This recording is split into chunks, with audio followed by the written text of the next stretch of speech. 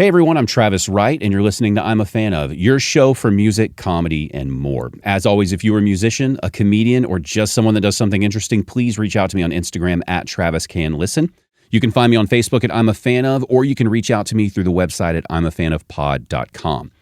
Of course, if you just enjoy the show, please follow me there as well, and like and subscribe to the podcast. Check out the YouTube page. For now, though, this episode, we have a hilarious stand-up comic, Mr. Alfred Kainga, a Zimbabwe native who has been living in the United States now for 20 plus years.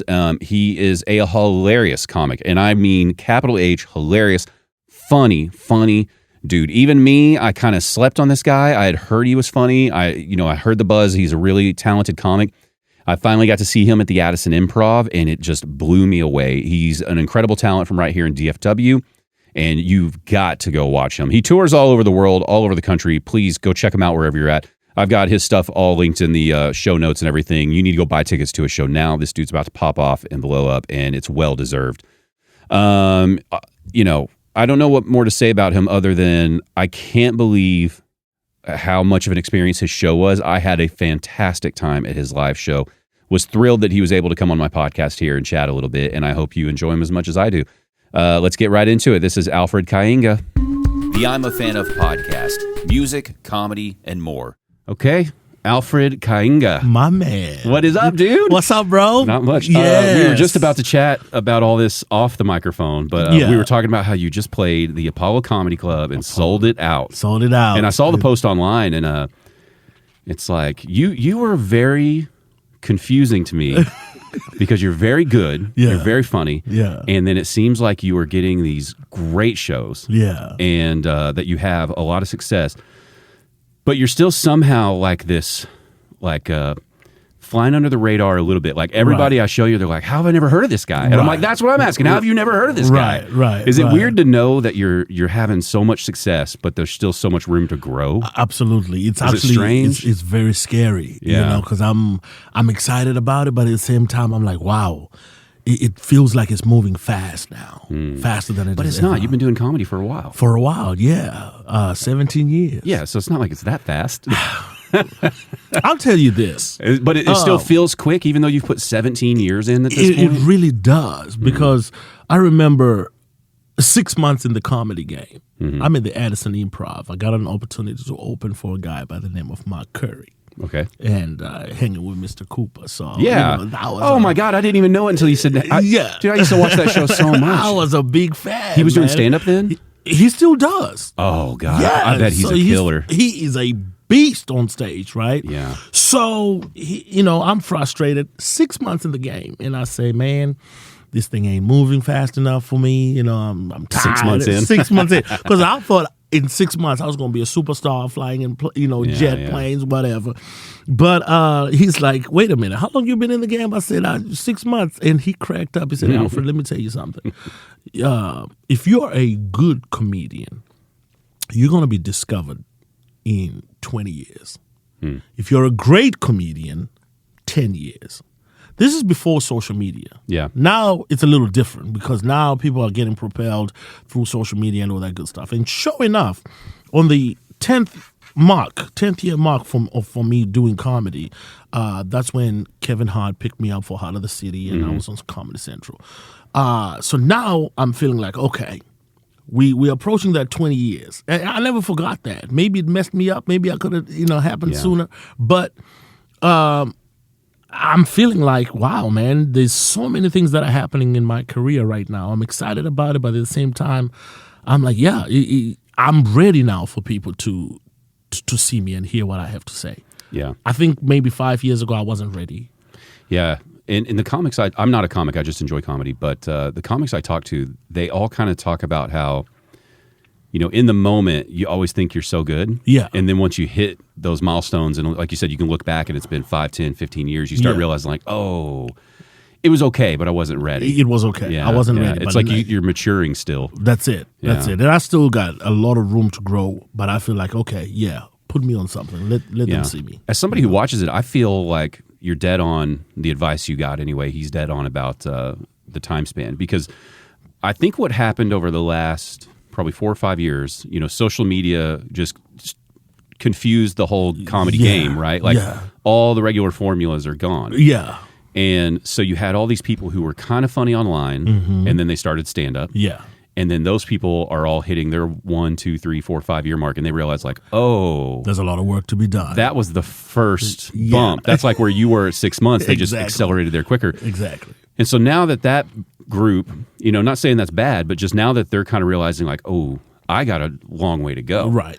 Like one of the people I think about is Brendan Schaub. He surrounded himself with a lot of big comics, so he was able to like film a special and get out on the road. And he was funny. Yeah. He's funny, but I think now he's learning like, man, to get out there and do it again takes a lot. There's a lot of work to be done. And so because of that, all of the comics that have been putting in time, 15, 20 years, like you said, I feel like they're getting their due now. We really are. Like I just saw, have you heard of Steph Tolev? No. She's very funny, but she's the same way. Her name's like just kind of coming up. She's been doing comedy like 20 years, and now it's hitting for her. Yeah. But that's what you want to see. You want to see somebody who's loved the craft for that long, and then they're in full control when they're up there doing it. Consistency is the key. Consistency on stage, because you will get tested, right? So some of these internet comedians, what they didn't realize was it was easy to make a 30-second reel, 60-second reel. But once you're on stage and you got a drunk guy sitting in front of there and he's heckling and, all that stuff, you need some practice to overcome those obstacles. Yeah. Or when they just don't laugh. Exactly. And they've been laughing before, and you're like, why aren't they laughing at this? The material is just not working. Yeah. That's interesting. Yeah. You started all your stand-up here, right? Because you're from Zimbabwe, but it was all here? Yeah. Okay. Yeah. I know you're traveling around the world. Have you since gone back to Zimbabwe to do any comedy? I did back-to-back Zimbabwe tour in 2017 and 2018. So 2017 was the first time I was able to go back home to visit. And it was incredible. The reception was just amazing. Now, this is just after I had just done the Comedy Central right, so it was hot. So it was hot, and everybody's like, oh, my gosh, we got our own Zimbabwean, who's overseas, who's doing this. So everybody was excited to come out and, sold out a theater. And as we could have actually added a second show. That's awesome.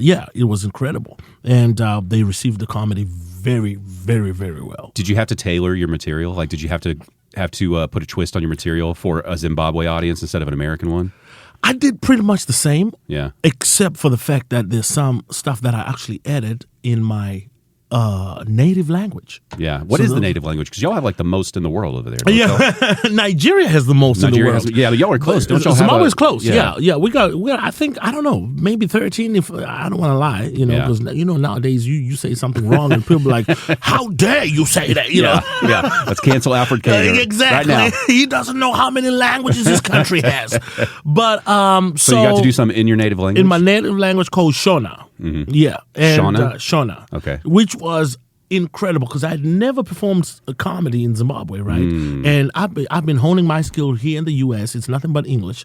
And I get on stage and, man, I'm just mixing it up. What was your timing like in Shona versus English? It was pretty much the same. Really? Man. Yeah. And it still translates just as well? I got a 4-minute bit on YouTube from that show. And it's incredible. It was pretty dope. I like that very much. I sometimes I just go back to watch it and I'm like, that kid was good. You know who did that was Tom Segura.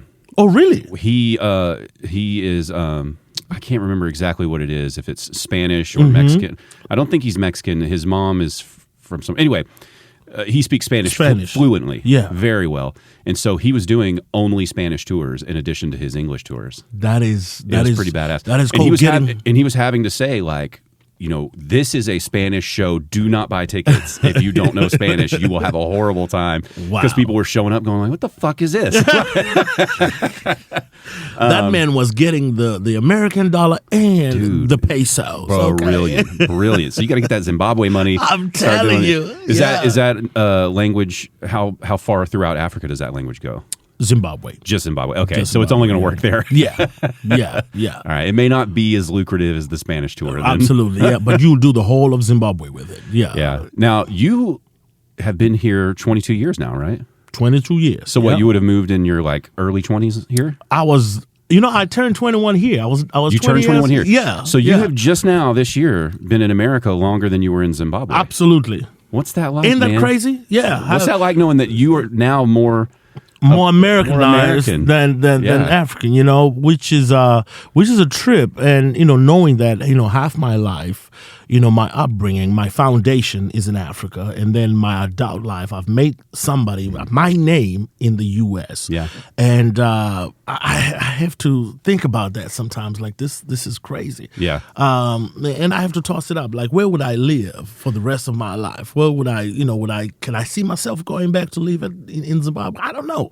Mm-hmm. I do have a child, so I want to be here for my baby. Here, my child is here. Yeah. So she's 5 years old, and man. So right here in Dallas, and so it's like this is all she knows. So it's incredible. We got a 3-year-old, man. Tell me it gets better, dude. It does. Tell me it gets better, because 3 is hard right now. Let me tell you something. 3 is fucking hard. Let me tell you how amazing it is, because I know 3 was crazy, right? It was brutal. Everybody says 2 is hard. 3 is the worst.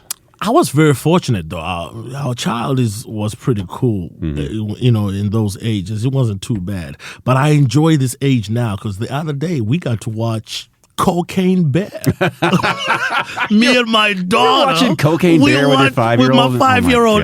Listen, she cracked up so much. Up until, once I told her, like, baby, this is a comedy, because at first it was kind of gory, right? Yeah, and she was like, oh my God, Daddy, why are you laughing? And I told her, I said, this is all funny, and then she was rolling the whole entire time. She enjoyed it. Yeah. Yeah, he's in these, my son right now, he's in these phases where he's the cutest, sweetest little thing. Like, he's coming up saying, like, I want to give you a hug, Daddy. Yes. Like, I love you. Yes. And then 30 minutes later, he's having a meltdown, because he can't eat a popsicle in the bathtub. They do that. I mean? Absolutely. Like, fuck, man, they snap so Absolutely. quick. So, it's going to be like that for a while, because even at 5 years old, they still do the same thing. Yeah. So you don't know if you would want to, well, you don't really have to choose. You could have a life in both, right? I'm here, man. I'm here. Yeah, I'll go back home to visit, know. I'll come back. Yeah. I'm here. Well, and, per your bid, officially an American citizen. Yes, man. Yeah. Yes. Yeah. Finally, took a while. I always feel, I'm born and raised in Texas. And every time I meet somebody who immigrated here and got their citizenship, I feel like you earned it a little more than me. Without a doubt. I used to do a joke where I used to say, if all Americans were supposed to take the immigration test, and your life depended on it, I'm talking about your citizenship depended on it. If you failed, you getting deported to a country of immigration's choice. Okay? Imagine you fail that thing and like, well, Travis, I guess we're leaving you in Sweden. You'll be like, wait a minute. Well, hold on. If you leave me in Sweden, I might be okay with that. That might be cool. Sweden's got that universal health care. Cool. Yeah. You don't hear Sweden in the news a whole lot. I could probably go with that. That's true. Yeah.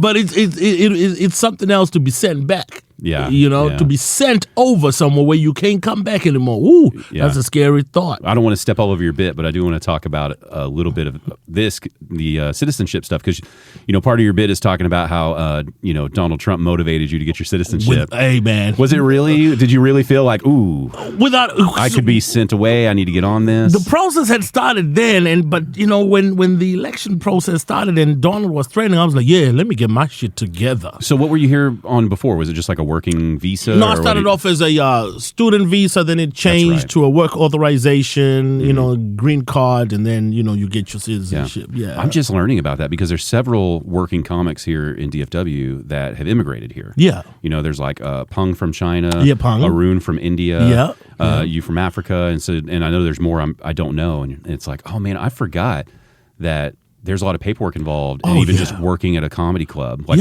once you are at a spot where you can get paid, it's like, whoa, are you legally allowed to be paid? Right, as a performer? It's a job. Yeah, and you're like, fuck, I forgot it's not just an open mic anymore. That's interesting. Did you think about that at all when you were, because you first came here as a student, right? Right. When did you decide, like, comedy, I'm going to do this? I was always in love with comedy, right?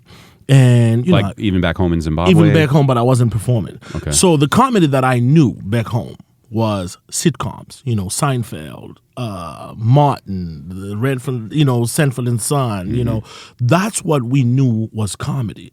Then when I came over here, I realized that all those people who were comedic superstars on sitcoms started off as stand-up comics, and it blew my mind. So you remember? Yeah, because Seinfeld was the only one of those shows that even showed you like a glimpse of stand-up. There you have it. The rest of them were just sitcoms. They were just right? sitcoms. Yeah. Then so I found out about Def Comedy Jam, about Saturday Night Live. Then I went to, I don't know if you remember, the Movie Trading Company. Yeah. This is back in 2001. Dude, I got so many of those DVDs and just renting them out and watching them all. Renting them out and watching them. And the first time I watched Delirious, oh my God! The first time I watched Adam Sandler, and I was like, dude, if I can just do this, this would be great. But I didn't jump out and say, I'm about to be a stand-up comedian, because remember, I'm in college, so I'm trying to do the college thing. It took me 4 years before I decided to get on stage, and this was now from the encouragement of co-workers and friends, like, dude, you're funny. What have you thought about it? I'm like, yes, I've thought about it. That's what I was going to ask. Were you just cracking jokes around other people and stuff? And something that I carried over from back home in Zimbabwe. Because you tell that about your stage presence. It's very personable. Like, it feels like you would be talking to me that way if we're just hanging out. On a day-to-day You just basis. happen to write some jokes in there That's as well. right. That's so right. I was curious if you were typically like chatting people up that way as friends at parties. Absolutely. And things like that. People were just cracking up at work. I mean, my first job was Jack in the Box. People would be dying laughing. I can tell you, man, moved from Jack in the Box. Now I'm working at Walmart as a night stalker, and people just cracking up. I can only imagine you stocking boxes trying to make me, and me just looking at you and be like, shut the fuck up, man. This is heavy. I'm trying to lift this up. I remember one guy, one time he's cleaning the floors and he came to me and said, Alfred, you remind me of Eddie Murphy in Coming to America, man. And the way he said was just moving his broom. I was like, dude, I'm trying to be like that. You don't understand. That's one of those statements too. It's like, it really depends on who said that and how they said it, if that's a compliment or not. It's like, what's the tone here? Very true. Oh, he said, he added on to say, you're just always so fucking jolly, dude, and we're stocking shelves and you're just happy. Dude, I'm like, I am. You need that, man. I stocked boxes at Dollar General. Wow. And those stores are so much smaller than Walmart that the way they did it back then is they would unload a truck and just fill up this back room on like a Tuesday. Yeah. And it was typically just you, maybe one other person putting everything out in the store. And I can't remember his name, but I worked with this guy. He was an alcoholic. He was old. Dang. And because he had this job because he was an old alcoholic and really couldn't get hired many other places. Exactly. And I'm like 18 or 19 at the time, but he's just one of those guys where you can tell he's been funny his whole life. Right. His whole life. Right. And he made that job so much more enjoyable. I'm telling you. You know what I mean? Because you weren't sitting there going like, I hate this fucking job. Yeah, 8 more hours of this shit. It's like before you knew it, it's like, oh man, this is so we're almost there, man. Okay, all right. Yeah. And he would just take a break every now and then, hit the bottle, come back, try to stay steady. But yeah, and man, it's crazy. Like, you think of those people, like if you hadn't decided to go to the comedy, it's like how many funny people there are that have just never tried to step on a stage. I worked with a lot of them too. Yeah. I worked with a lot of them. One of the best jobs that I had that helped me with my comedy career was I started working for the Kirby Company. I was a door-to-door vacuum cleaner salesman. Oh my God. First of all, I thought that's a job that you only hear about in movies. I didn't think people actually did that job. People do that. You sold vacuums door to door. I sold vacuums, and I sucks. was pretty damn good at it too. I was pretty damn good at it, and I did it for years. But the first few years, or the first couple of months, I met a guy who told me this. He said, Alfred, timid salespeople have skinny children. Because I used to be real, shy. And he said, you got to talk your ass off if you're going to sell something or you're going to starve to death. And so now I'm in front of people every day. And I watched him. He trained me. This guy was in the Navy, an alcoholic as well. So he couldn't get a job anywhere else. But he was stupid funny, man. And so he would get in front of strangers in their house, crack them up. I mean, they would be laughing so hard. They motherfuckers cutting the check. I can't believe I'm buying this shit for $3,000 because they're having a good time. Yeah. So that's when I learned, like, okay, comedic, style. You gotta deliver the jokes, and that taught me. So now I took that and I took it on stage and just ran with it. Yeah. So a little bit of a salesman approach to it. Absolutely. It's interesting. Absolutely. there's definitely, that makes a lot of sense because I watch a lot of comics now, newer comics, right? People who are still working on it and they're trying to find themselves. And I think a lot of them forget it's like, look, your comedy can be deep and interesting and you can have a really unique premise, but at the end of the day, it's got to be entertaining still. That's it. And I think a lot of them struggle with that because so many of them are introverts and they're not outgoing people like that. They've never had a job like that. Right. And for them to come up and kind of like command the room, be the biggest voice when they normally try everything to not do that. Yeah. It's very interesting.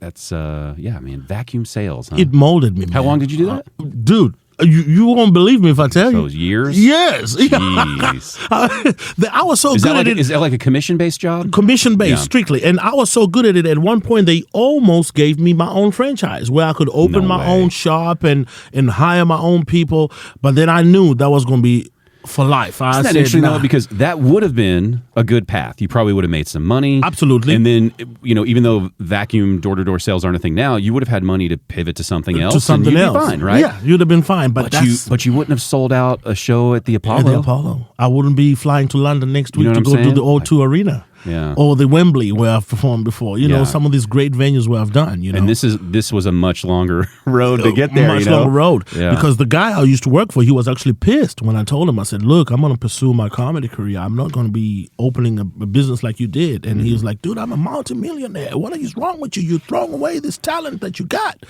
And I was like, nah, I got another talent that you've never seen. Yeah, because that would seem crazy from his perspective. It was. He'd be like, this dumb guy. Oh, yeah, he called me everything but a black man. So at what point in comedy were you decided, I'm going to quit doing that? Like, how good do you think you were that you had the confidence to go, I'm going to pursue it? Because now you have hindsight, now you you can, but in the moment you're thinking like, this is it, here we go. Yeah, I mean at that point, dude, I wasn't even featuring. Really? Yeah, I was just opening out up there opening up clubs and emceeing, but I felt it because I was like, okay, if I'm in the midst of these great comics, John Reed, Bill Bellamy, I'm working with all these guys at that time, just opening for them, I was like, if I'm just in their presence, I think it's going to lead to something. So I need to focus on that. I need to keep pushing. Was that job like a 5-day a week, like a Monday through Friday? It was a Monday through Sunday. So whatever day you could work. Whatever you could work, because if you didn't sell shit, you still got to pay rent. Did you just like make up your own hours? Yeah. So how long did you consider doing both of them? Did you even consider like I could do this 2 days a week selling vacuums while doing comedy as like a safety net? It wasn't feasible. Really? Yeah, it was. It got to a point where it's like, especially on the weekends. The weekends is where you make the most money because that's where people are at home. Yeah. You want to catch people and that's when where they're your at home. Comedy shows are. Yeah, that's where your comedy shows are as well. So it was just a big decision that I had to make. Because there's so many people right now debating that. Like people listening to this are thinking like, absolutely. When's the right time? Yeah. When's the right? So was it just a gut decision? It really was. I had friends, co-workers that I was working with that said, Alfred, you got to go, bro. Yeah. You got to go. Because now at that time, I realized if I keep holding myself back, I'm going to be there for the next 10 years. Have you always been a person that felt that way? Like, trust your gut, go do something? Without a doubt. Really? Without a doubt. I'm curious if that's something that's built into people that immigrate places, right? Because that's such a big leap to come from another country to a new country. It is. And do anything. So I'm wondering if that's partly hardwired in people that do that. True. I never thought about it like that. It's so fascinating that, because I think about that all the time about, you came here and you at least knew English. So you had a leg up and right. I think a lot about those people, like when they come to America and they don't know the language. language. Don't know the language, and you got to learn that. And I'm talking to them 20 years later, and they speak the language perfectly, and they created a business for themselves. It's like, Jesus, man, like I know the language here, and I'm struggling to start a business. I do. I wonder if that's just built in, like the people who decide I'm going to go to a new country. It has take to those be. leaps, I think it has to because you think of where you came from, where there weren't very many opportunities, right? Mm-hmm. So now you're in a place where it's like, okay, I could win the lotto today. I mean, literally by going to a gas station and buying a scratch-off card, right? Mm-hmm. That's how much opportunity is here in this country. I could walk down into a Whataburger and meet somebody who's like, hey, man, I got a job. Would you like to do this? Anything is possible here. Yeah. So I felt like if this fails, that's not going to kill me. I might starve for a little bit, but I'm going to find something else. If I'm going to have to go back to Walmart, I'll go back to Walmart. What about being in Zimbabwe? What was it there at home where you didn't have that same feeling of like, I could do anything I want here? Well, I'll tell you this. When I was back home, I was still young. You know, I'm out of college. I mean, I'm out of high school. And I only This would have been like what, early 2000s? 99 is when I got out of high school, right? Okay. And then I just worked for a little bit for about 6 months in the year 2000. Then I flew out here. So I never really got to experience any hardships. You know, I came from a, really, really good family. My mom was a nurse. And at the same time, my mom was the only woman that I saw in Zimbabwe working 2 jobs. She was a nurse by night and an accountant by day. So you already got that hustle in your blood then. She already gave you a little bit of that. She gave it to us, you know what I mean? Nurse by night, accountant by day. So she's fucking smart too. She's super smart. Wow, She's super that's smart, man. Really intelligent person, yeah. So she ended up moving to Australia. My mom lives in Australia with my brother. So she's got the wanderlust gene too. Yeah. Huh? Y'all are just getting out of there, man. Getting out of there. That's fascinating. Yeah. So you were talking about opportunity and stuff, and I'm just interrupting before I forget, but sure. One of the things I remember from your set where I was like, damn, this is something that more people need to hear and think about, really think about it, is you had some bit, I don't remember what it was off the top of my head, but basically about something about haters and how they comment on your stuff. Yeah. You can tell negative and positive people, absolutely, right? Absolutely. And you said something, it wasn't even a joke, it was just a comment about how people are hating on you about having success and an opportunity and whatever. And you said something like, we've all got the same 7 days. Same 24 7 hours, days. Absolutely. And you're just like, God, yeah. Because I'm one of those people, it's like, I'm in the middle of a comedy show and I hear that. Yeah. And my first thought is like, I got to work harder. Yeah. And I feel like I work hard, Right. And it's like, you really should view it that way of, you've got 7 days. You do. What are you going to do with them? What do you want to do? Think it's about there. it. The same 7 days that, Warren Buffett has. That's the same that we got. So we just got to take that opportunity and realize, okay, what am I doing with these 24 hours that I have? Am I using 16 hours of it on bullshit and expect to be rich with the little hours that I have left from that? It's just all about maximizing, the opportunity. Kevin Hart always says everybody wants to be rich and famous, but nobody wants to work. So that's just the philosophy that I believe in. Like, the opportunity is going to come. The doors will open for you, or luck comes your way, the harder you work. You know? So I run with it. It's a great way to think. It's something that's really important for people to hear in the age of social media. Yeah. Because social media is very tricky where it makes you think like, all I need is, a month, and I'm going to blow up. Absolutely. Yeah. 6 months to a year, dude, I'm going to have this cash rolling in, and it's like, come on. No, it's going to take a lot of work. It's going to take a lot of work. And that's what sucks is you can work really, really hard and do everything your best, and it still just doesn't work for you because that's just life, and sometimes it's unfair. But it's like, all right, try something new. You got 7 more days. You got 7 more days. I love that though, man. I love that little. Did you? I'm glad you picked that up. Did you hear that from somebody? No. That's actually something that I thought about because I pay attention, right? Because it was, I think the bit was about, you know how it is where you post something positive on Facebook, and if it's positive, you get 3 likes, but you post something negative like your house is on fire, and you got 3,000 fucking people watching. Oh my God, Yeah. So that's right. And you were saying like if you go on vacation and just say like I'm having a great time. People are like, must be nice. Must be nice. Hating on you. Everybody ain't able. Yeah, that's what it was. That's what it was. And it was like, bitch, you got the same 7 days. Absolutely. 7 days. Get your ass up out of there and go do what you need to do so you can enjoy the life as well. I mean, it is crazy to think if you're willing to do even a small amount of sacrifice. Yeah. Not even much. Yeah. How much you can get. Oh. Because one life lesson I've learned, like from all these oddball jobs and stuff I've worked, is if you just do the bare minimum of your job, you're usually doing better than most people, right? Yeah. So then if you try just a little bit harder, right. Not even that much, just a little bit, it's like you're probably going to be the manager of that place. You know what I mean? Like if you work at Subway and you just try a little, you're probably going to be able to franchise out of Subway in 5 to 10 years, right? Without a doubt. And so it's like, man, imagine if you tried really hard. Yeah. Like really thought like, what is the maximum my body can physically tolerate? Right. And it's hard for people to think because in my experience, I have a background in music, so I work with a lot of musicians in the past. Oh, nice. And you realize that, or I realized anyway, that every time I was working with a musician that I thought was really lazy, it dawned on me that in their mind, they're working the hardest they have ever worked. You know what I mean? Yeah. So to them, I am working the hardest I have ever worked. Yeah. And it's like, yeah, but it may not be enough. You got to push it a little harder. A little more. Like you constantly have to raise your thing of what's your hardest work. True. That's true. But it made me realize how much of a jerk I was in their eyes I would be, because they're working as hard as they possibly can, Right. and I'm basically calling them lazy. Yeah.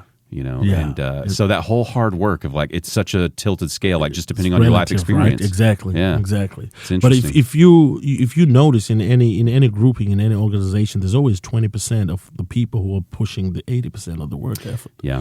You know, so from that 20, you know, that's where, you know, you get your exceptional individuals who will excel further than others. Yeah. You know? So just got to be in it. Yeah. It's pretty interesting. I love that, man. That's, Which is funny because that's what I told myself this year, beginning of January. I said, you know, 2020 is my year. I said it. And I said, if I'm going to have to bust my ass. you mean 2023? That's this 2023, yeah. Shoo. So you've been working that hard, I've been huh? working You're 3 years ago yeah, now. I said 2023. This is it. I mean, I've done great all these years, but for some reason, I just had a new refocus. You know, I said I'm going to do things, you know, differently. And sure enough, here we are, April, and my gosh, man, I'm just feeling like a lot of things are popping up. There's so many more other shows that are coming up that I can't even talk about right now. But What do you think that you decided to do differently this year that you hadn't been doing? What do you think were the changes that you made? realizing that, look, get your material out there. My social media presence was horrible. You know, I was expecting or waiting for, you know, a network to say, hey, we heard you're funny, we're going to put you on TV, you know, and that's not going to happen anymore. Now we're in the golden era of comedy on social media. You got to get your material out there. And that you can even easily self-produce specials. Yeah. You can do that now. You don't need HBO. You know, it'd be great if they can cut you a check. You don't need these big networks. But that's the leap of faith that I took. And, you know, what's funny is I'd never gone to festivals in my career. And now I jumped out. And I think I got about 15 of them lined up this year. I've already done a couple of big ones. I got another one coming up. And from those, just some major doors have opened. Were you consciously not doing the festivals, or were you just kind of not even thinking about them? Not even thinking about it. Wasn't that you were turning them down. You just weren't looking at them really. Weren't looking at them like that. They, you know, it's just a different lane that I was on. And, you know, earlier, before we started recording, you said, you know, have you talked to other comedians about such and such? I did talk to one guy. And Ali Sadiq. And I said, Ali, well, I got to do something different come 2023. This was in December. We had a long conversation. And the brother's doing amazing right now. You know, he's got another special that's coming out. And he said, Alfred, listen, I've done about 7-8 albums. And the way this happened is through festivals. And I was like, what? 17 years. I had no idea. Well, because it seems the opposite of what you want to do, right? Because a stage at a festival does not feel like it's set up for comedy. Right. Right. It's the total opposite of a comedy club. Right. Yeah. So I jumped out. I said, you kidding me? We got off that conversation. This is in December. I put on my laptop and I looked for all the big festivals that I could, and I just started sending my submissions. And next thing you know, bam, bam, they're all accepting me. And I was like, wow, this is because incredible. you've got enough good material to submit now. Absolutely. That you know, I don't want to jinx anything, but it's like, you know what skill level you're at. Yeah. And that you can get certain types of work. Yeah. And so, you got to be thinking like, oh, they just said yes. That's They just all right. All right. We're doing let's festivals go. now. Yeah, we're doing festivals. You know, That's awesome. So man. one of the best ones that I did was in San Luis Obispo in California. It's called the Slow Fest. Okay. It's a huge festival. I did it in February and got to be the best of the fest. By the time Really? it was over, and then you get to perform in front of 2,000 people in a major venue. So just from that, you know, it's a paradigm shift that I had to happen for me, and get into different venues, and that's exactly what's happening. So now, Yeah, because I'm assuming at a lot of these festivals too, there's the people who work in those industries in those areas. absolutely, right? So that's very absolutely, helpful. there you have it. So it's just allowing them to see what you have. You know, That is one thing that's really fun about comedy, the the comedy scene where it is right now for you guys, is that it's kind of like back where you were talking to the vacuum business guy. Right. He's thinking, you're crazy. You got to go this route. Yeah. And, a couple of years ago, you're thinking, I got to go with a network. I got to do something like this. You'd be crazy not to, Exactly. And it's flipped now. It's like, no, it seems wild to just do it yourself. You don't. But there's a comic that I think is maybe one of the most underrated comics right now. His name's Zoltan Kazis. You heard of him? Yeah. Very funny guy. Very. And he has been doing this strong DIY work for I've known about him for maybe 3 years now. Okay. And he's been like rock solid since then. And like his specials, when he does his specials, he doesn't even do like multiple cameras. He's doing what you said, which is like get the material out. Yeah. So he's done 2 specials at the same club where I believe he just set up like a camera on a tripod back in the corner and just made sure the audio and stuff was good enough. Yeah. And he just puts it out that way. And it's like a 45-minute, hour-long set. That's it. And then he was just doing all these DIY bookings, going around the country with another comic saying like, what is it a basement under a bar? Let's book it. But they were still selling tickets. They were booking it as shows. Yeah, you're working. Yeah, and now his specials and stuff are getting like millions of views. Like he's getting up there. And then I see he's doing these bigger podcasts, these bigger shows. Yeah. And it's just a slower hustle, but if he can stay on that, it's going to be so much more rewarding, right? Yeah. It's just going to take a little extra time. And I love that y'all's industry has shifted to that, though. It has. And I feel like the comedy fan is getting more to the point of like, I don't care if it's polished. I really just want to hear the jokes. And that's what has helped me a whole lot, being in the trenches for all these years. And now just getting on stage and just bringing that material, and now I'm just giving it to people. It's like, wait a minute, I've had this in my backpack for years. Now get this, get that, get this. And they're like, oh, we knew you were a comedian, but damn, we didn't know you were a comedian. So now they're getting to eat all that material, and I'm like, I'm nowhere near running out. I got more to give y'all at this point, See, and that's the difference between the 1 or 2 year internet famous comic and somebody who's been working. That's right. And it's like, you don't want to hear that when you first start out, but that's the difference. That's the difference. It's like you got to suffer in silence for a while. Yeah. Yeah. That's really exciting, man. I know you talked a little bit about like, you think you might be ready to record something for a special. Absolutely. It's like, I think you are, man. Like the show I saw, I get pretty blown away sometimes that guys like you are here in my backyard in DFW, and because I always feel like we have a great scene. Yeah. And, it feels like it's hard to communicate that to people sometimes. We do. But then when I see someone like you in Addison and you see the way the crowd's responding, you're like, scene's okay. We'll be fine. Yeah. We'll be fine. Oh, without a doubt. Yeah. You can tell the scene is strong with all the venues that we have. Everywhere I go, I tell people like, look, man, we got a lot of professional comedy venues here now, There's so many rooms. There's some rooms I haven't even been in. Yeah. And that alone will let you know that, comedy in the Dallas scene is going to be good. So yeah, I'm ready. And I'm just excited for what's coming next. And it's people like you who help, get that name out there. It's me. It's like, yeah, absolutely. I need that. It's all me. It's all me, Alfred. No, I do my little part. I do try to encourage people here locally that it's like, just go, like if you like a thing here that's an artistic thing. Yeah. I wish there were more people kind of doing what I like to do, which is I love going to shows. Yeah. And if I feel like I can promote something a little bit, I like doing that. And it's like, man, if you just like the poetry scene in Dallas, it's like start a blog or something. There you go. Because that's one thing I feel like we lack in Dallas, Fort Worth are not the people to like tell you about it, but the people to just put it out there and hope you find it. I hope you find it, yeah. Because it's like when you were young, it's like, how'd you hear about the music you loved? It was usually like a buddy or something. Right. Somebody's like, dude, you got to listen to this. Listen to this. Check it out. Yeah. And I feel like even though we have all this social media, we lose a lot of word of mouth because you don't know who to listen to. True.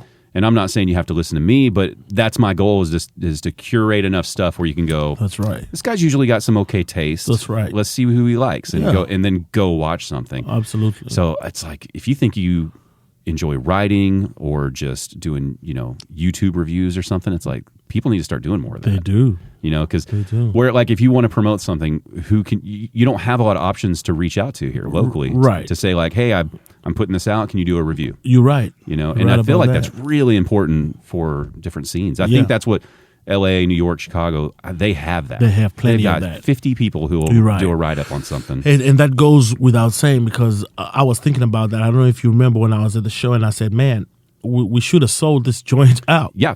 You know what I mean? There was Absolutely. like 20 more tables that were left. It was a good room. It was packed, but still, I don't think that we should have, empty seats. I've got my own bias, I've got my own opinion of our clubs here, and I love all of our clubs. Yeah. But like the way you would judge someone you love is how I'm judging them right now. Yeah. But I do think our clubs, all of them, could do so much more on the promotion side of things. Absolutely. You know what I mean? And like, because like a club like the Improv, right? Yeah. The Improv has money behind them. Mm-hmm. It's not just like a mom and pop club here. True. And like one of the things that has annoyed me about that club is they added a service charge on their tickets now. Okay. So it's like you have what you purchased, then there's a service charge, and then there's the spot to tip your server. Wow. And I had to double check. I was like, hey, is this gratuity? And they're like, no, it's like a charge. And I was like, well, what's the charge for? And it's like, I'm not going to argue. I'm just going to do it. But I was just curious. Yeah. But it's like, if you guys are even charging a little service charge, that makes me feel like maybe there's a little budget for some promotion.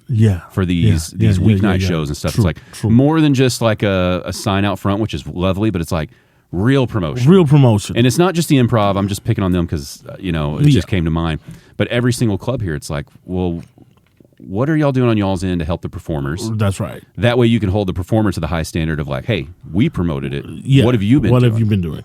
Exactly. And it's that mutual like, exactly. They got 7 days too. Absolutely. They do. And I know I don't expect y'all to like say anything on that because I know you want to keep working with clubs. Yeah, I'm going to skip the comments on that one. Totally understand.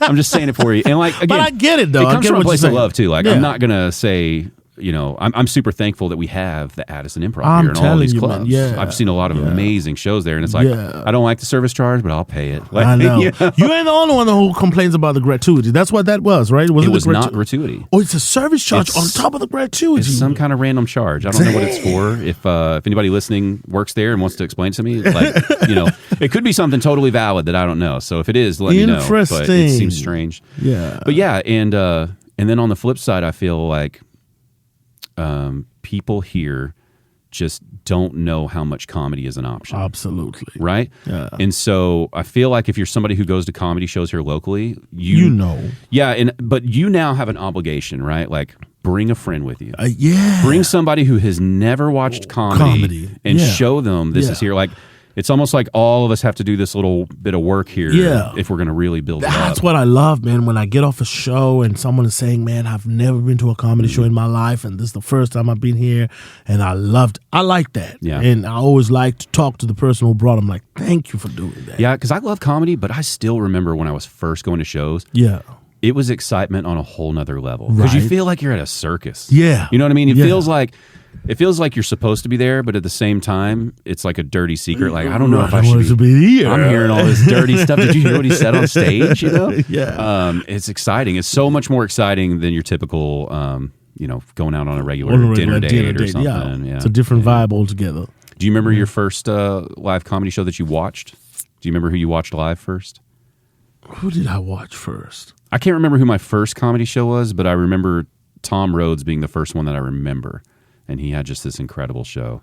I want to say I watched Bruce. Bruce. I don't even know who that is. My gosh. So Bruce used to be the host of Comic View on BET. Okay. Big dude. Mm-hmm. Very, very, very funny. Not only have I watched him, I've been able to work with him on a couple of occasions. Yeah. He's a monster in the game. And I remember watching him at the Addison Improv as well, many, many years ago. How's it feel when you get an opening spot like that? It's surreal, man. Yeah. It's like these are people that I was watching and idolizing, basically. Like, wow, it's still unbelievable. Really. Are you the type to get nervous, or do you still able to get up there with some confidence? I get nervous on Every stage. Yeah. But right before I get on stage, I'm nervous because you don't know. Every audience is different. You just don't know. So you want them to receive you. You want them to like you. So the first 30 seconds will dictate how the show is going to go. So once I get that first laugh, or once I even say my first statement, I know, okay, I got him. Calming down. Yeah. That's interesting. Yeah. Do you feel like, I'm always curious about immigrants. Do you feel like when you come to America, right, even though you've been here a long time now, Yeah. do you feel like it becomes your whole identity? That's the first thing people notice about you, and that's like it dominates the conversation about like, oh, Zimbabwe, yeah, where you from? Yeah, you know? and How like is that. It like, Does it feel like that just becomes so much of your identity? it does. Yeah. It does. Is it annoying, or do you like it? I didn't realize how Zimbabwean I was until I got here. I was like, damn, I really am African, you know. The test came back. Yeah, you're African. Yeah. You know what I mean? But you know what I mean? Like, it's hard for people. Like, if somebody came up and said, hey, to me, we're probably going to talk about some random stuff at first. Football, but you talk to a stranger, it's instantly, where are you from? Where What's you your from? accent? Yeah, your accent, you know, and obviously that always carries on the conversation. And then they realize, oh, there's more to this guy than just being a Zimbabwean guy. You know? But especially in comedy, like, do you feel like it's hard to get that out of the way initially? You know, or do you like to say, like, this is something about me and I sit in the pocket with this and I enjoy it? I like to make it my intro. I want you to know who you're watching, who you're talking to, who you're listening to. But besides that, there's so much more that I've experienced as well. You know, like the threesome, like, you know, like college, like, you know, the weed, like, you know, there's a whole lot more that I've experienced in America. The threesome story, by the way. Yeah. That... please go watch his show just for that story. I mean, when I'm watching it, I'm thinking, how much of this shit did he make up for a joke? And then as you're going through it, I'm like, no, it's so embarrassing. This is exactly how it went down. And it's something like the way you described it. Yeah. We're not going to talk about it. We're not going to talk about it. But the way you described it is exactly how I imagined things would go down. Yeah. About like just this amazing thing that goes into catastrophe. I mean, to the core. To the point where I was trying to retell it to my wife. And you know, anytime you retell a joke, it's never as good. Right. And she was still laughing about it. But that was the point in your show. That was the point where I was physically holding my stomach because I was laughing so hard. And it's not a short story neither. No. But I love that style of comedy. I love the storytellers. Yeah. Because there's so much real stuff in life that's really, really funny. Absolutely. That I always think that's more interesting than trying to write like the quick one-liner. I mean, unless you're like Anthony Jeselnik or somebody who's on another level. Right. It's not great. Ralph Barbosa from Dallas. He's incredible with those one-liners too, man. He is, man. Yeah. We are all like stoked about Ralph. I'm telling you. But dude, talk about two different trajectories. Like you were talking about how you've had this slow burn. Yeah. And then right when we're talking about like you got to put in all these years and grind. Right. And then bam. Then you see somebody like Ralph. He's probably been doing this 5 years? 6 years. 6 years? Yeah, okay. Right at 6 years. And he does take the stage like somebody who's been doing it longer. Oh, without a doubt. And so it's very interesting. It's like, what is different about that? It's got that it factor, man. Sometimes that it factor, I don't know. And also, opportunity came knocking on the door, you know. But he was hustling, like you said, before that opportunity. Exactly. That's very true. So it's easy to look at him and go, oh, he's lucky. No. But the harder you work, the luckier you get. That's what we're talking about. Yeah, because he could have gotten those opportunities with HBO stuff and just blown it. Exactly. Because there's some comics who did. Mm-hmm. And fucked it up. Yeah. So you can't be mad at the guy for what he's doing. Have you bumped into him since he's popped off? Since he's popped off, no, because he's been on the road. I've been on the road. Yeah. But I've worked with Ralph several times. Well, you guys have such different paths, but you're going the same direction. Yeah. I bet y'all would have a really interesting conversation about without just a doubt. the industry and everything. You know, two very different ways of getting to the same place. Very true. Yeah. Very true. I showed him a text. I was like, "Congratulations, dude." Oh yeah. I'll see you at the top. You know, dude. I'm sure he gets blown up by a lot of people now, and I do it without shame. Like if I see that he did something great, I just shoot the text like, I don't care if he doesn't respond or anything. I'm just like, dude, awesome job. There you go. And he's a nice guy. He always hits you back with the like, thanks, whatever. And then I leave it alone. But it's like, dude, I'm going to bug you with congratulations until you tell me to shut the fuck up. Because it's just so awesome, you know? It is. And it's like, you should be super excited when one of your own without a doubt do that, you know? Yeah. It also lets you know that it's out there. You know, if one of our own from our own backyard can do that, you can too. You know, it might not necessarily be the same path, but you're gonna get there. What's yours is yours. You're gonna get it regardless. Yeah. So what do you think you want your comedy career to be like? What's like your high? Like, if I could do this, if I can get here, this is what I want. It's tough, right? It really is. So many different lanes. So many different lanes. But I just want to be able to, you know, touch the world. I want the world to hear my story and be inspired by it. You know, coming from where I come from, man, just to hear someone say, "Yo, man, you've inspired me listening to your story." I had a guy come to me one night after a show. This is when I knew this shit was real, and he said, "You know, I've never been to a comedy show in my life, and my friends brought me out here, but today I was just about to check out. Man, I was done with life. I was fed up."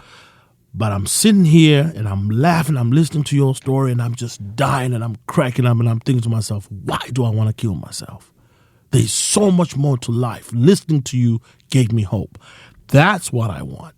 I want that worldwide, you know, whether I go to Dubai, I go to Jamaica, wherever, I want it to be able to impact people and in a much more positive way. Because when they say laughter is the best medicine, I want it to be. I want to give that dose of my medicine, which is dope. I think my stories are cool, and I just want to share them with the world. Yeah, that's interesting. Do you think you want to always do it on like a club level, or do you want to do it anywhere they'll take you? Anywhere they'll take me, but so definitely theaters. Definitely want those theaters. But I love the comedy. The club scene is dope. I want to watch you on a theater stage so bad now that I've seen you on a club stage. Yeah. Just to see the difference of your timing and everything. Let's go to London. We're going to London May 1st. Oh, I can come with you? Yeah. All right. I'll tell my wife. Alfred's taking me. Yeah. I wish it was that easy, man. I know, right? No, but you know what I mean, because your style, it's not aggressive, but you're upfront. You're on the, like, we're here, we're doing this. Right. And you're very, like, if there's a front row, you're right in their face in a fun way. Yeah. And so I would love to see how you do that on a theater stage. Yeah. I love it, man. I've done, you know, a few theaters, and it's incredible the reception that you get. Do you have to slow down because you're quick? You actually have to kind of slow down for those laughs to come back, because they carry. The bigger the auditorium, you know, they carry, and then I've had to learn now, like, okay, slow down, let them laugh. And then give him another one again, and give him another one again. Yeah. So many of your punchlines are physical, like a look. Yeah. Right. Yeah. How's that land when people are, you know, way back in the back row? It's good. I mean, really? I've gotten good Still receptions. Yeah. And the cool thing about most theaters is, you know, they got those big screens. Big screens, yeah. true. So they're able to really physically see your physical movement too. Have you been to the theater in Grand Prairie out by the racetrack? And I've performed there. Yeah. Okay. That is my maximum of, like, I don't think I'll ever watch a show there again. Yeah. But anything just a little bit smaller than that. Okay. I think that's what my favorite way to watch comedy. Okay. Because we went to watch Tom Segura there. All right. He had a hilarious opening act with him. Okay. But it's like you couldn't even sink into it because everybody's like getting a beer, getting food, walking around, right? Yeah, you know what I mean? Yeah. Even though he was hilarious. It was really, really funny. Wow. But theaters, like those classic looking theaters like the Apollo and stuff, I feel like that is the perfect comedy venue. Oh my gosh. Clubs are amazing. Yeah. But there's something about being in that theater. There's like a feeling, you know? It really is. It really is. And I did perform in that big auditorium at the Apollo last year. Big brother by the name of Capone. You know, I've traveled with Capone for so many years. He had a sold-out show there, so he called me and said, hey, come back to New York. This was the first time I'd done the Apollo Club. 3 weeks later, he has a sold-out show at the Apollo, the main auditorium, and he says, you got to come back and do this. Do they let you touch the stone? They sure did. I got pictures with it and everything. That's incredible. It's actually a tree. It's a tree. Okay. It's a tree. Okay. Yeah. Dude, I remember that was such a big part of my childhood, staying up late watching that show. Watching the talent show, the Apollo, man, is incredible. Just to imagine all those great names who've been there, and to be a part of that, just to be on that stage, you know, it was unbelievable. Yeah.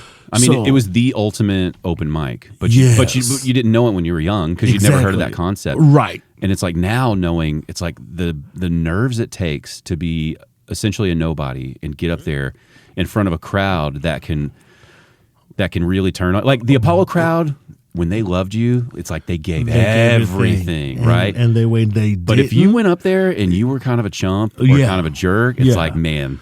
The only audience in the world that's allowed to let you know they don't like you. Right. And it's like, man, there was a certain pride of like, you're in this theater. Take it seriously, like as the crowd. And to know like how brave you had to be to get up there. Yes. It's an incredible show, man. I wonder if they do reruns of that right now. I would love to watch some of those old performances. Yeah, I know. I don't know if they do that or not. But you know, that show is still running there. Oh, it is? They're at the Apple every Wednesday. How is that not televised still? Can you believe that? Is it because Steve Harvey left? Wasn't he on there? Steve Harvey was on but the longest standing Apollo host is still there right now. Yeah. And is Kiki Shepard still there? No. Is she still with us? No, she passed probably, right? Kiki Shepard. Wasn't she the pretty woman who was always there with him on stage and introducing people just a little bit? I don't remember that. Don't make me lie. I'm gonna have to look But it was super sold out this past Wednesday when I was there for that amateur night. They still have amateur nights. That's awesome. For all these years. So it's incredible. So it's a tree trunk. I never knew that. Yeah, I always thought it was a stone of some kind. What's it feel like, man? Because there's been thousands of hands now touching it's that so thing. smooth, yo. It looks like leather. Yeah, just from people super smooth. rubbing Rubbing it. Yeah. Wow. Did you feel anything when you touch it? Nah. Do you take a moment? Do you like hold it, or do you just give it a quick? Just the grease. You just gotta wash my hands after this. You know, James Brown was here. Isn't that wild to think of, though? Yeah. James Brown was there. Oh yeah, really, really. What stage do you think you've been on where it hits you the most like that? Where you're like, damn, I'm on this stage. What stage did it kind of take you back for a moment? I think it was Wembley Arena. Wow, that's incredible. Yeah. That's what I'm talking about. It's so hard to believe that you're here with us in Dallas, and then you talk about performing at Wembley. At Wembley, yeah, it's incredible. I think that was one of the highlights of my career thus far. I think there was 9,000 people in there. 9,000. Yeah. And just to hear them laugh, and it's like, dang, dude, this is me who's doing this. You know, it gives you goosebumps. You know, but yeah, that was one of the best. But I'll tell you this: I love those smaller venues. I like it because with these bigger venues, the audience is a good 20 feet away from you. That's where they start. But when you're saying, when I'm on stage and you are right there, hey man, we at a cookout. Yeah, we hanging out. We family. Exactly, man. Yeah. It's real interesting. So that being said, if you had it your way, if you knew the show was going to sell out no matter what, right? Yeah. People found out about you. They know you're funny, and now they're buying tickets to anything you do. Yeah. Would you rather do like 5 sold out club shows or 2 sold out theaters? Right? Man. You know what I mean? 2 totally different shows. Yeah. Probably going to make a similar amount of money, Let's just say the money's about the same. Money about the same. I think I'll probably take the 2 theaters. Yeah. It's still magical, right? Yeah, it's still magical. Yeah. That way I can do more. Because, man, I'll tell you, when you do those 6, 7, 8 shows in a weekend, your ass is worn out. That's true. That's one thing I don't have a perspective on, is just how physical it is when you're up there. That just telling jokes wears you out. Right. Yeah. It really does. It's a lot of work. You're moving your body. You're talking. You're on stage 45 minutes to an hour. But it doesn't look like a lot of work. It looks like I could get up there and do what you do. Right. Right. It looks. We make it look easy. That's what I'm saying. Right? When you, I love going to open mics. Yeah. Like even tonight, I think is the Hyenas open mic. So when this is done, I might drop in there and drop in there. Yeah. Because I love seeing the sausage getting made. Right. You know what I mean? Right. The open mic gave me a whole new perspective on how difficult it is to be funny. I'm telling you. So then when you see it done well, after you've seen so many people struggle to write material, you're like, that's really good. I think that's one of the biggest hurdles you guys have as performers, is it just looks like anyone could do it. Absolutely. Until you do it. Right. Even you as a new comic, you think, oh man, I got this. Because I remember my first call at Hyenas in Arlington. This is where they had the open mic, was Hyenas in Arlington. They don't have it anymore. Yeah. I think there's a place called the Back. I don't know Backdoor Comedy Club? No. I think it's called. I don't know what it's called now, but that venue's still there. Just changed the name. Randy sold it to somebody else. But that's where the open mic was. And I remember I was living in Denton and finally mustered my confidence. I called the guy. His name was Gary Hood. rest in peace. And I said, hey, man, I heard you guys do open mic every Wednesday. I would like to come out there. I'm a comedian. And he said, oh, you are? I said, yeah. He said, all right, well, you come on and you sign up on Wednesday and you get 3 minutes. And I was so offended. I said, that you only got 3 minutes? I said, 3 minutes? I said, everybody tells me I'm funny. I mean, I'm going to need 15, 20, 30. And I know he had to put me on hold and say, this motherfucker. You know, and with your accent, he's probably looking around going like, somebody pranking me right now? Somebody bullshitting with me right now. Yeah. And he said, son, I'll never forget. He said, son, how long have you been doing comedy? I said, well, I'm new. I ain't never done comedy. He said, okay, so you come out and you do 3 minutes.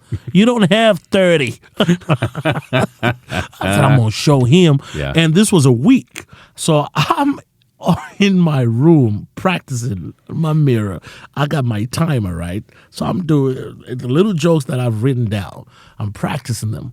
Timer, 3 minutes every time. I'm like, okay, 3 minutes every time. I'm like, I got it. So I go out there and mind you, they say 7:30 sign up. Show starts at 8. I get there promptly, 7:15. I put my name on there. The show starts, and I'm not getting called. And I go back, and I look on the list, and I thought I was going to be like really the top first 5 comedians. Now, my name has been moved down all the way to like 35. And every time a new comic or someone comes who's, you know, got teeth in the game, they get bumped. They get on stage quick. By the time I got on stage, it was almost midnight. Now there's only about 15 people left in the room. And I'm frustrated. You know, I'm like, this is crazy. I've been here since 7. I get on stage, and everything that I had practiced all week, I did them. I got a couple of laughs and a hand clap, and I got off the stage. I went back straight to him. I said, hey, man, how did I do? I say, how did you do? You got 2 more minutes left of the I was like, shit. Did you go back up? Hell no. Hell no. They're already calling the next comic. Yeah. So that's when I learned. I said, okay. Yeah. That 3 minutes was literally 60 seconds. Yeah, but man, it was a fire 60 seconds. It was a fire.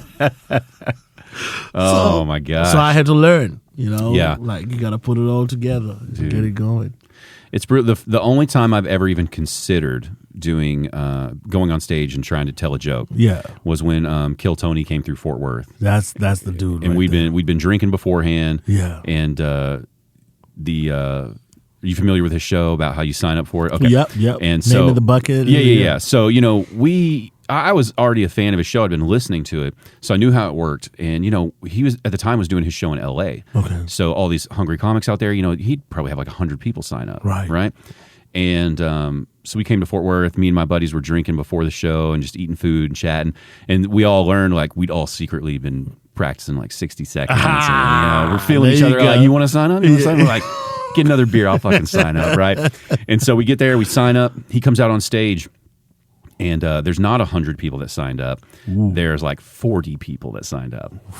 And so we realized, like, you know, he pulls out about 10 people a show. We got like a 1 in 4 chance. This is getting scary now. This is real.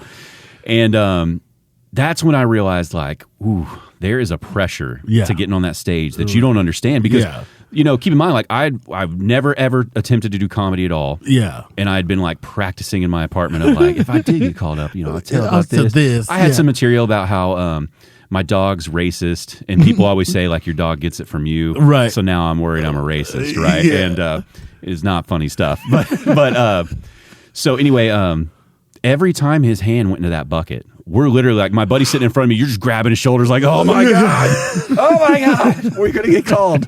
And thankfully, none of us got called. Wow. I don't know how we dodged that bullet. Wow. But it was like, we didn't even get called on stage, and it was exhilarating. I know. You know what I mean? And so Absolutely. it's like, I can only imagine when you're nobody. Yeah. You step up on that stage in front of strangers, how your heart must just be cranking. I'm telling you. Yeah. Telling you. But it also, like, it was exciting. Yeah. It was exciting, you know? Like, part of me still wonders, like, if I did get called. What would have happened? Yeah, because I definitely, like, you can't not go up.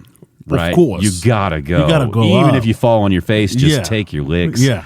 And it's like, man, would I have gotten the bug and want to do it? You know, Probably so. I don't know. Because that first time I got that bug and I Really? was like, I can do this. Even though I was on the stage for a good 60 seconds, the response that I got from there was incredible for me to say, I'm coming back again next week. So from there, how did you work on it to get to where you're doing like MC work for clubs? Okay, so What was your method? just staying consistent in the game and showing your face every single time where there was open mic. So you start knowing, oh, that guy is a comedian. There's a group of comics right there, here and there. And one day there's a competition that was held at the Arlington Improv, and I went, and one of the managers was there, and he's like, that fucking mother was funny. We gonna put him to work. His name is Jeff. That's how loud he was. Walla Kiki, we gonna put you to work. You know? and that Thursday they called me to host, and that changed the game for me. That was it. Yeah. That's exciting. I remember one time they. Even comics in the city was like, what the fuck is going on? Alfred is always working in the Improv. Like I did like 6 straight weeks of just hosting. Every headliner who came out, they said, call Alfred. And I was there, man, cashing them checks. But I was really getting a lot of stage time from Thursday through Sunday. Just think about it. You're doing 1 show Thursday, 2 Friday, 2 Saturday, and 1 Sunday. Hustling, man. It's a lot of work. What were you studying at UTD?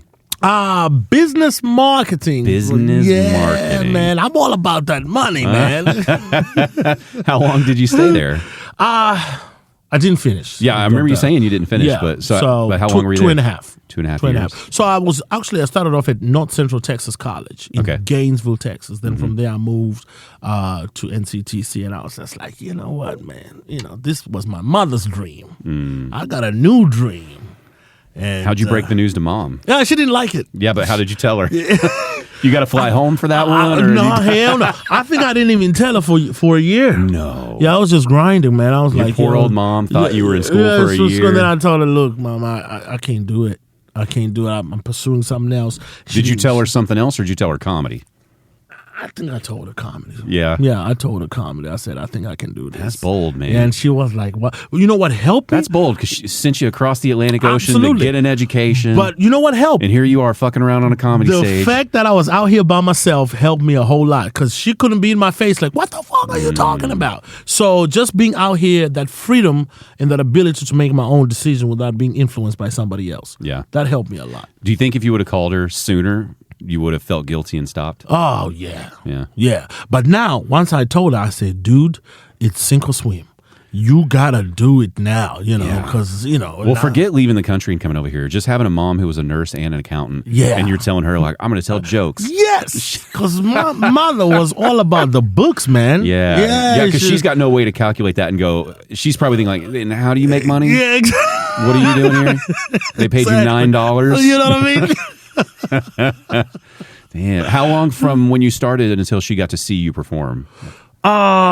Wow, man. My mom got to see me perform the first time in 2017. So when I went... Was that when you went to Zimbabwe? When I went to Zimbabwe. So we all went back to Zimbabwe. It was like a family reunion. We all planned it. My uncles who are also in Australia, my mom, my sisters, we all flew in there. Was she seeing clips and stuff beforehand? Yeah, she'd seen clips and stuff like that. But this was the first time she saw you live? Right. So she, when the Comedy Central episode aired, they were able to watch it in Australia as well. And that's where she called me, man. That had to blow her mind. I knew you were a superstar. And I'm like, yeah, right. She's like, I knew it the whole time, baby. That's when she was a believer, you were be my man. Little star. Yes, you're the head and not the tail. That's my mom's favorite statement. You're the head, not the tail? And not the tail. Oh, yes, my mom always said that. Dude, man. that's definitely some mom shit right there. Yeah. So that's where she was like, I'm telling all my friends. So she started sharing the videos and stuff like that. So yeah, her seeing me live for the first time was in 2017. It was a great experience. Yeah. What was her response when she got to finally see you live? Oh, do you remember what she said to you? Yeah, she said, you were wonderful. Look at all these people. She said, I just can't believe that all these people really came to see you and make them laugh. That's exciting. Yeah. That's got to feel good, man. Yeah. And let me tell you a crazy story. My mom and my father had me in their early 20s, and they never married, right? So they went their separate ways. Guess who else was in the auditorium? My father and his family. Man. Yeah. Even though they were separated, did you keep a relationship with him? Nah, unfortunately not. Yeah. You know, we just now, in the last few years where me and him, we talk on a regular basis. But other than that, growing up. So do you think your mom invited him to the show then? No. Or he just heard about it? I did. Oh, you did? Okay. I did. So you had a little bit of a relationship with him at that time. Right. We're just now having conversations, and I'm like, hey, I'm coming to that. And she's like, yeah, I'm definitely going to be there. He said, you got this from me. You know? I've always been funny. I've always Everyone been funny. says I'm funny. Oh, my dad believes he could have been to I could have gone to Hollywood, Yeah. Is he asking to open for you yet? He came up to you and he's like, I've got 3 minutes. You fucking listen to me. I got 3 minutes. Oh, he thinks he's the funniest one. Oh, yeah. my God. Yeah. Well, okay, but before that, because that's easy to come show your mom, like, this stuff happened, I'm going to come perform, and it's going to go pretty well. What was, like, the first clip she saw of you before all that happened? Like, was she calling you up and being like, I've seen what you're doing? Or, like, did she just see the good stuff? So back then, we didn't have clips. Yeah. We were not posting our material online, you know what I mean? So that helped me a lot. So the first time she saw me was on Comedy Central. Wow. Yeah. Well, that that's was an the easy first sell time. at that point. It really was. What do you do in the years up to that? Are you just telling her, like, everything's good, Mom? Yeah, and I she's just told her, she's just I'm worried about great. you? One thing that I never did, I never called home to say I need some money. That's smart. I never did. You know what I mean? I never stressed them out for no one. So I was taking care of myself. I was hustling. At one point, I was married. I'm divorced now. Okay. But I never bothered my family for anything. Wow. I was just getting out. Yeah, here I guess that getting helps. If you can put that perception out there that it's going okay. Yeah. People don't worry about you as much. Exactly. Because now, if you're picking up the phone every month, my light, rent, then they're like, nah, go take your ass to work, Because see, now, man, like, having a kid makes you soft, right? Oh. It makes you soft. You know what I mean? Dude, yes. I didn't worry about shit until I had this little guy. Yes. And now, it's like, now when I hear that story, I think about, like, if my son went to another country and I had to worry about, like, is he eating? Is he eating? Yeah. Is he getting food? You're right. And it's like, now that you have a kid, do you think if they went a route like you did, where they're like, I'm leaving the United States, I want to go here and do this thing, do you think you'd be like, well, that's what I did? Or do you think you'd talk them out of it? Yeah, that's Because now it's your blood. Yeah, I know, and it's a girl too. I got you a just girl. know, like, the like, world's trying to hurt you all the time. Man, I'm like, look, just I got you. What do you need? I'll take care of everything. It's tricky. Yeah, it's really tricky. You wouldn't let her just go if she's like, I want to go to South America. You gotta let her leave, and I want to man. be a professional surfer. You. Come on, man. That sounds, to a parent, that sounds as crazy as comedy. I know. Dad, I love surfing. I know. I've been into it forever. I went to one of those surf parks. I'm pretty good at it. And I got to go where the waves are. Shit. And that's wherever the surfing is, she's got to go. You got to let her go. You're going to have to let her go. Otherwise, you said she's 5, right? She's 5. I'm going to talk to you in 13 years and see what happens. It'll be so unfair. Let's not put that in the universe, okay? Yeah. She's not going to Brazil. What do you want her to do then? You want her to be straight-laced, to be like a engineer or something? Nah, I'd really believe you're an artistic man. Do you want an artistic child? Absolutely. I've already started teaching her how to play piano, and because I play. You play piano? Yeah, Okay. Yeah. So, I just wanted to develop, whatever skills she wants to do and pursue her dreams, man. Yeah. Yeah. It's hard to think about that because you can't control what they're into, Absolutely. right? I think a lot about, like, what I want my son to do. Yeah. And like, you don't have any control over that. You don't. Because I feel like, honestly, I wasted all those years going to school. What do you mean? Oh, in college? In college. When I could have really just, this is what I want to do. Let me pursue this. Let me keep going. You know what I mean? So sometimes you waste a lot of time just going around in circles instead of just being like, hey, I'm dropping out. I'm pursuing this goal. Yeah. And that's it. It's so hard because you don't, the grass is always greener. Hindsight's easier, right? Because if you did drop out and things weren't going well, you'd be going like, fuck. But I'm more like you. I'm like, you got to try it, right? Because you can always re-enroll in school. You can. It might suck to be 40 years old and re-enroll in school, but you can do it. But you can do it. And my dad, he had like kind of aimless careers up until he was 40. Okay. And my parents are divorced as well. And it's like after they got divorced, I think it was right when they were getting divorced, he switched trades and he got into the elevator business. Okay. And it's one of those trades you don't think about, but there's a lot of money to be made there because it's dangerous and it's hard work. Yeah. You know, Yeah. and it's something you can do with a high school diploma. So it's not like people are going to college to be an elevator person. They don't think about it, right? Yeah. But, you know, he made a great career out of it. And that's what he retired as. And he's doing well. And he started it at 40. So it might have been like 38, 39, but you know, he's like carrying tools for somebody half his age up a flight of stairs to work on an elevator. You know, it's embarrassing. It's not manly to be doing that, you know? And so, I've always been that way because it's like, man, worst case scenario, it's like you can start over. You can start over. You can figure that shit out. You know, if you're halfway smart, you'll do something. Absolutely. Yeah. You're not going to starve to death. I mean, but still, man, it's hard to take that leap. It really is. It's tough. And that's why most people die miserable lives without ever experiencing what they're really, really good at or what they're supposed to do. Yeah. Because that leap is the most important thing. Yeah. Mm-hmm. Yeah, I've always, correct me, you know, like if you got a different perspective on it, but I've always felt like, you know, I'd much rather fail at a thing I like. Yeah. Like I would rather die going, I really loved playing guitar, but man, I sucked at it. I sucked at it. There you go. Sucked. Yeah. Well, did you try? Oh, hell yeah. I tried. all the time. I did it. Exactly. You know, because like you can be terrible and have fun. Right. You know? Right. I don't know. I think that's why I love watching open mics too. Yeah. Because even though some of them are really bad, those people are having a great time. They're having a good time. Some of them don't even know they're terrible. No, man, that's how much fun they have. Man, if I could get the confidence of some of these open micers, some of them are up there and they, in their mind, they're destroying this stage. Killing it. Yeah. Killing it. Can't tell them nothing. You have to be at the point now where people are asking you for advice, right?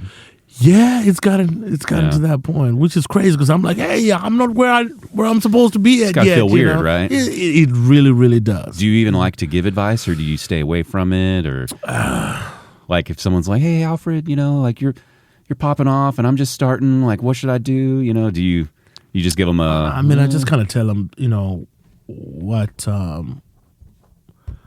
what I did, right? I can just tell them my story. Like, look, man, you just got to stay on stage. That's my advice. That's the biggest advice I can give anybody who's starting out. You got to stay on stage. It's just like people who work out, right? They go to the gym every day. Mm-hmm. That microphone and that stage is your gym.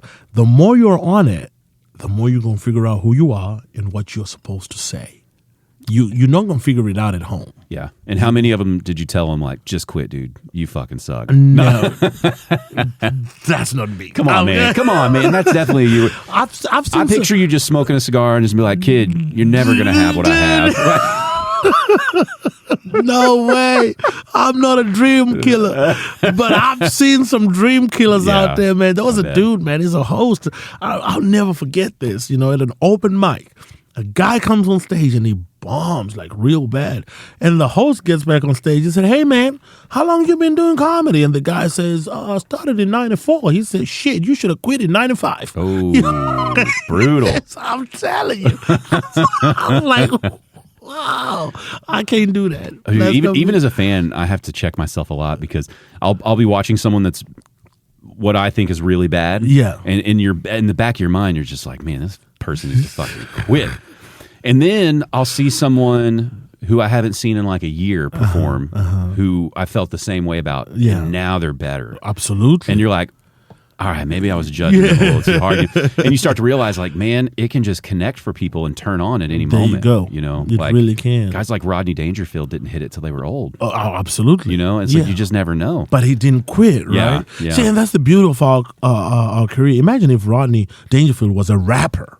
Trying to be a rap artist, then he would have had to give up at some point. But in comedy, you don't. I mean, you can be 80 years old and still killing. Just last night, I saw a guy by the name of Kerry something, old ass dude, man, like 80-some years on stage, killed it. Yeah. You know? That is true. Because man, I think that's what's so interesting about comedy, you know, that it's so universal. It's like, it doesn't matter if they make you laugh; they make you laugh. They make you laugh, right? You can like, have you seen the amount of just like unique comics that are coming out right now? Yeah. Like, trying to think of someone.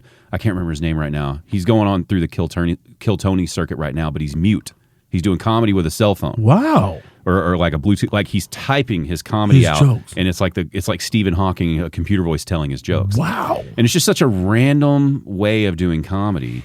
That's it. That 10 years ago somebody'd be like, it'll never work. It'll dude. never It'll work. Yeah, fucking never work. Yeah. And it's proof. It's like if it makes you laugh, it's worth doing. It's worth doing. I love it, man. Yeah. Do you watch comedy the same still? I do, but I think I got into a point where, in order for me to laugh, it's gotta be funny. I've been around comedy so much. I like to laugh myself, but man, you gotta bring it. For me to laugh. Like I'm laughing right now. Matt Riff, is that his name? Matt Riff or Rife? Matt Riff. Yeah. Matt Rife. Yeah, Rife. Is he like a younger guy? Yeah. Who's like really good looking? Yeah, like a beach boy. Like yes, I know who you're talking about. That Very funny, dude. Funny, man. He's funny to me because good-looking people shouldn't be It funny. shouldn't be that funny, they right? Shouldn't be fucking funny. Yeah, he should be a model. He should be on fucking Tommy Hilfiger's. Yeah. But he is hilarious. My guess is he's definitely. I feel like he was definitely an ugly duckling. Right. He had to be an ugly, goofy kid. Yes. And then like in his 20s, like got hot. Got right? hot, yeah. And he's milking that shit. You know what takes me out of his comedy the most though? Yeah. Is the whole time I'm watching him, I'm like, I bet he crushes pussy after every show. And that makes me so upset. Right. He's smashing it. He's killing it. To be that good looking and funny. Fuck you, man. Come on. Yeah, man. Come on, dude. So I love watching stuff like that. And I'm like, wow, this dude is hilarious. He's funny, man. Andrew Schultz is funny as fuck. Yeah. I laugh at stuff like that. So who's kind of some of your go-to people right now if you want to watch comedy? Schultz, apparently. Yeah. Who else is on your radar that's just... Ali Siddiq. Yeah. Yeah, he's incredibly funny. I believe is he the guy who went to prison for a while? Yes. I want to make sure I'm thinking of the right guy. That's him. Yeah. That's him. Shaved head and everything. Shaved head, yes. Funny. Sits down and very mellow when he talks. Oh. That's him.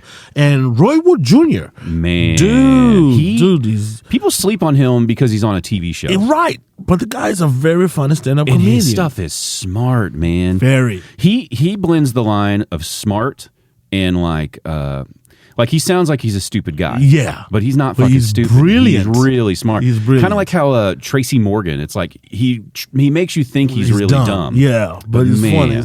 Yeah. Yeah, that's my mother.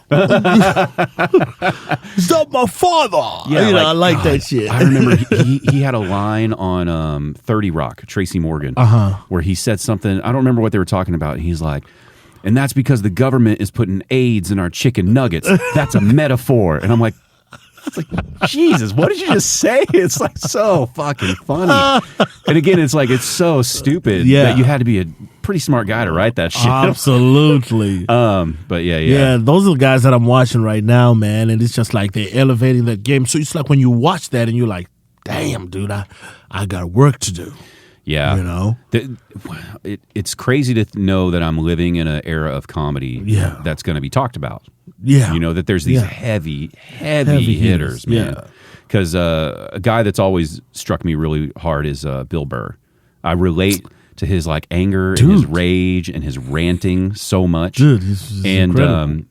To know he's been as good as he is for as long as he has been doing it. Or, to know he has been very good for as long as he has been. Exactly. It's so intimidating to think like, wow, the amount of effort that has to go into that. Yeah.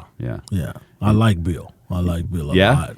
He's one that I think like, I know his formula.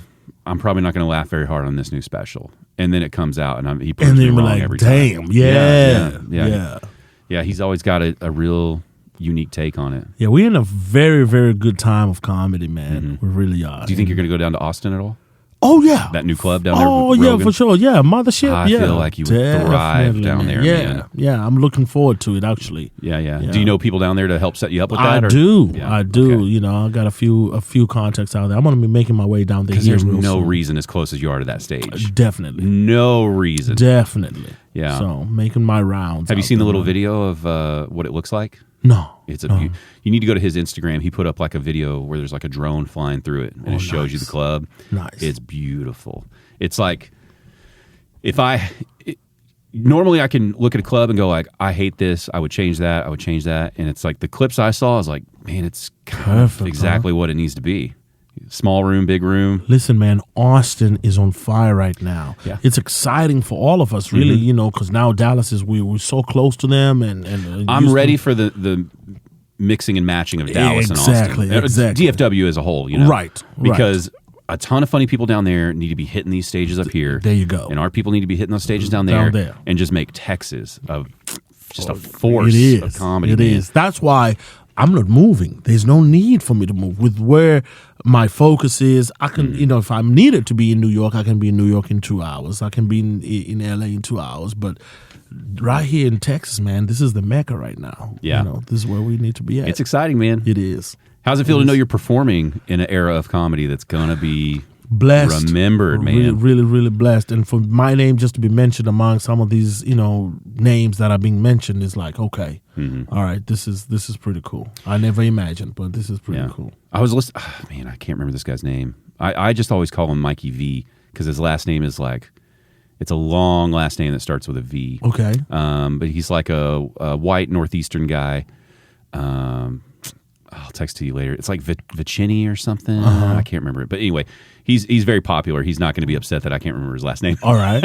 All right. But he talked about y'all's career about you think there's going to be this big moment where it just goes. Yeah. And he's like, really what it is just like a million small little moments that just keep getting bigger and bigger and bigger and bigger and bigger.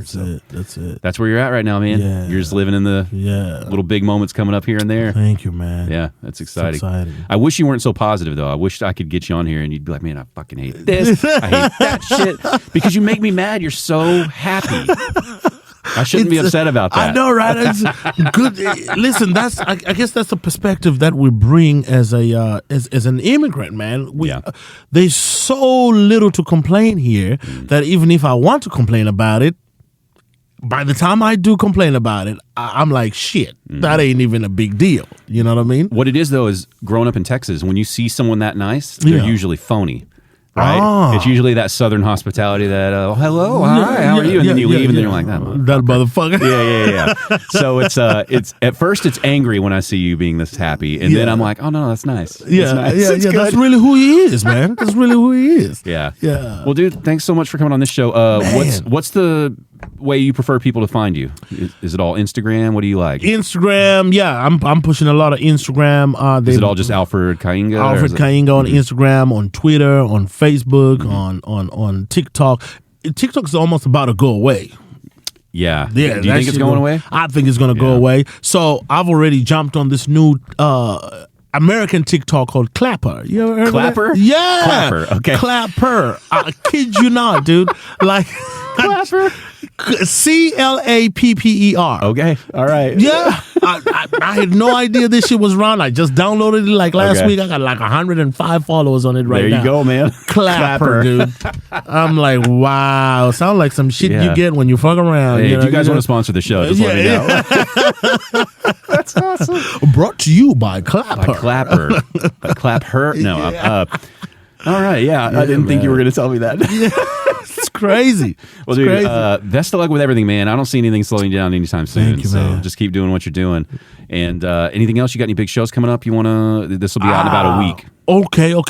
So yeah, man, I got a little mini tour that's happening right now. Like I said, next week I'll be in London, but I come back. Then first week of May I'm going to be in Atlanta.